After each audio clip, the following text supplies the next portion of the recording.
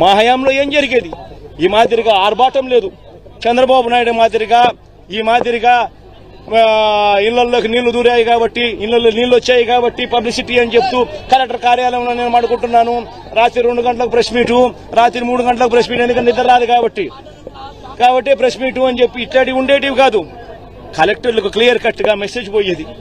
వారం రోజులు మీకు టైం ఇస్తా ఉన్నా, వారం రోజుల తర్వాత మేము వస్తాము, వారం రోజుల తర్వాత స్వయంగా నేనే ముఖ్యమంత్రి హోదాలో నేను వస్తాను.